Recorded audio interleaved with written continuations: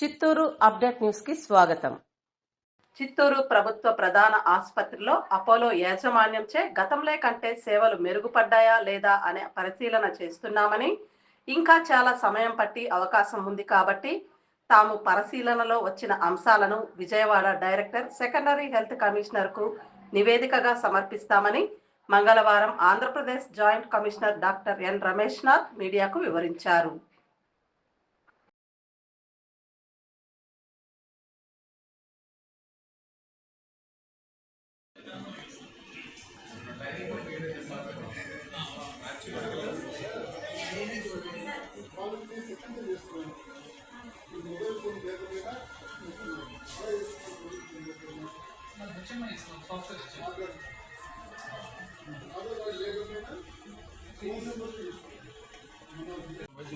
ఉద్దేశంతో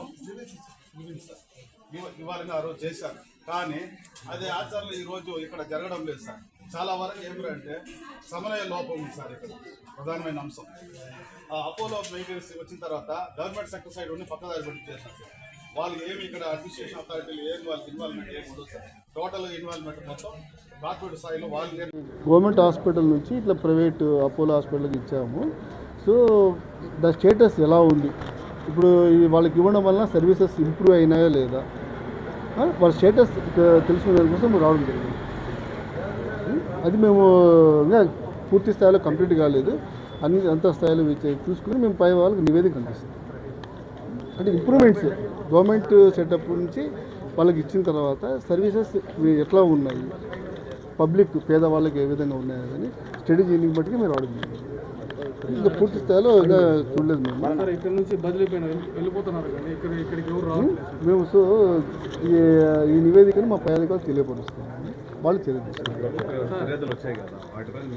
అదే నేను నివేదిక మేము స్టడీ చేయాలి, పూర్తిగా స్థాయిలో చూడలేదు. చూసిన తర్వాత మేము నివేదికను పై అధికారులు మీకు తెలియపరుస్తాం. సార్ ఇంకో విషయం సార్, ఇక్కడ నుంచి బదిలీపోయి వెళ్ళిపోతున్నారు కానీ ఆ స్థానం భర్తీ చేయట్లేదు సార్. అదే వాటన్నింటి గురించి సమగ్రమైన నివేదిక తయారు చేసి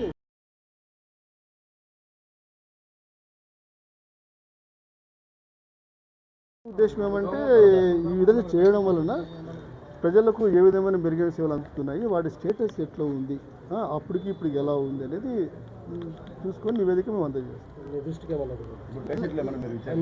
అంటే ఇంకా పూర్తి స్థాయిలో ఇంకా చేస్తున్నాము. ఇంకా ఎందుకంటే ఓన్లీ ఓపీ బ్లాకే అయ్యింది, ఇంకా పూర్తి స్థాయిలో ఐపీ బ్లాక్ అన్ని ఆపరేషన్ థియేటర్స్ అన్ని మొత్తం అన్ని చూసిన తర్వాత నిర్ణయానికి వస్తాం.